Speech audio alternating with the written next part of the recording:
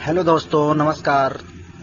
आज मैं लाया हूँ डीएलएड फर्स्ट सेमेस्टर वालों के लिए विज्ञान का बहुविकल्पी प्रश्न, जिसमें चैप्टर वाइज आपको इसमें दिया जाएगा। इस चैप्टर का नाम है वनस्पति जगत। तो चलिए दोस्तों, आज देखते हैं इसको, आगे पढ़ते हैं हम लोग। पहला क्वेश्चन इसमें दिया गया है, निम्न में से असत्य फल है।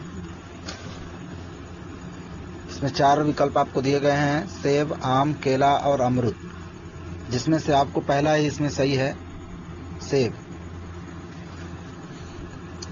दूसरे क्वेश्चन की तरफ बढ़ते हैं दोस्तों। दूसरा क्वेश्चन है, बीज का निर्माण होता है। बीज का निर्माण किसमें होता है? अंडाशय से, परागकण से, बीजांड से और पुष्पासन से। तो इसमें इसका सही आंसर हो जाएगा बीजांड से। नेक्स्ट क्वेश्चन है, प्रकाश संश्लेषण में उत्पन्न होने वाले ऑक्सीजन निकलती है। किससे निकलती है? प्रकाश संश्लेषण में उत्पन्न होने वाले ऑक्सीजन गैस किससे निकलती है? जल से, कार्बन डाइऑक्साइड से, शर्करा से या पर्णहरित से। तो इसका राइट आंसर हो जाएगा जल से। नेक्स्ट क्वेश्चन, प्रकाश संश्लेषण में प्रकाश अभिक्रिया होती है। किसमें होती है? ग्रेनम में, स्ट्रोमा में, माइटोकॉन्ड्रिया में, राइबोसोम में। तो बच्चों इसका राइट आंसर हो जाएगा ग्रेनम में, पहला। नेक्स्ट क्वेश्चन, प्रकाश संश्लेषण में कौन सी गैस आवश्यक है? इसमें दोस्तों ये बताना है कि प्रकाश संश्लेषण की क्रिया में कौन सी गैस आवश्यक होती है। ऑक्सीजन, नाइट्रोजन, कार्बन डाइऑक्साइड और हाइड्रोजन। तो दोस्तों प्रकाश संश्लेषण की क्रिया में जो आवश्यक गैस है वो है कार्बन डाइऑक्साइड गैस, अर्थात CO2। बढ़ते हैं अगले क्वेश्चन की तरफ। अगला क्वेश्चन है, प्रकाश संश्लेषण की क्रिया पौधे में होती है। अर्थात प्रकाश संश्लेषण की क्रिया पौधों में कहाँ होती है? सभी अंगों में, केवल पत्तियों में, सभी हरे भागों में या पुष्पों में। तो बच्चों प्रकाश संश्लेषण की क्रिया पौधों के सभी हरे भागों में होती है। इसका राइट आंसर हो जाएगा 100,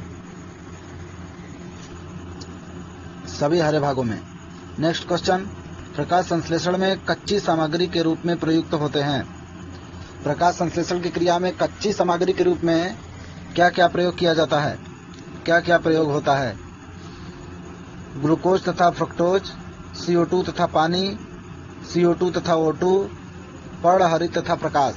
तो बच्चों इसमें कच्ची सामग्री के रूप में जो प्रयोग होता है वो होता है कार्बन डाइऑक्साइड गैस और पानी, अर्थात इसका दूसरा ऑप्शन सही हो जाएगा, ब वाला।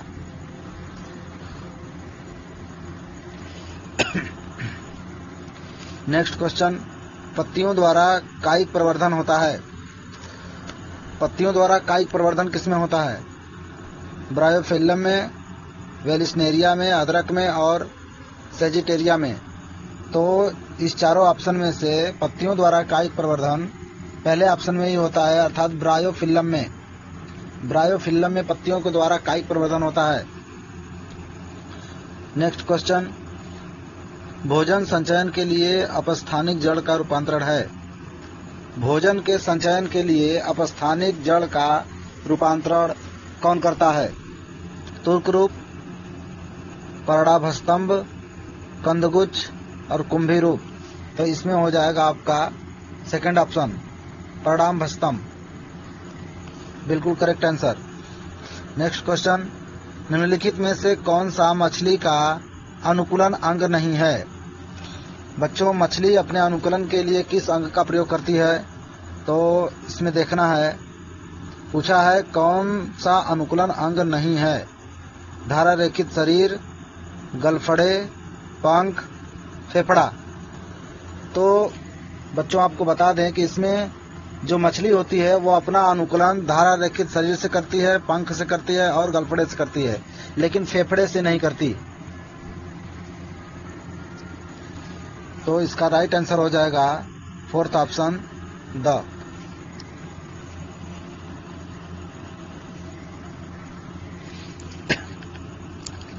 अगला क्वेश्चन है, मछली में श्वास लेने के लिए कौन सा अंग पाया जाता है? मछली श्वास लेने के लिए किस अंग का प्रयोग करती है?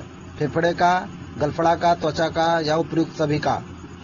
तो बच्चों, मछली पानी में श्वास लेने के लिए गलफड़े का प्रयोग करती है, अर्थात सेकंड ऑप्शन सही हो जाएगा, बिल्कुल करेक्ट आंसर। नेक्स्ट क्वेश्चन, सुषुप्त पौधा कहा जाता है। सुषुप्त पौधा किसे कहा जाता है? जड़ को, बीज को, फूल को और पत्ती को। तो सुषुप्त पौधा जो होता है, जो शुष्क रूप में होता है, वो आपका हो जाता है बीज।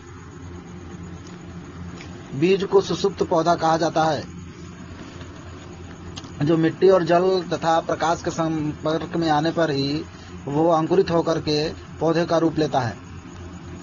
तो बढ़ते हैं नेक्स्ट अगले क्वेश्चन की तरफ। पत्ती द्वारा जनक होता है।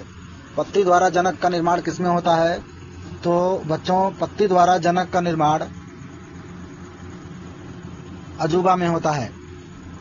पहला ही क्वेश्चन सही हो जाएगा, पत्ती द्वारा जनक का निर्माण अजूबा में होता है। तो बच्चों, ये था वनस्पति जगत के सभी इम्पोर्टेंट क्वेश्चन बहुविकल्पी के। अगर वीडियो पसंद आया हो तो वीडियो को लाइक और सब्सक्राइब करें, तथा अगली क्लास में हम लेकर के आएंगे अगले चैप्टर का सभी बहुविकल्पी प्रश्न। धन्यवाद।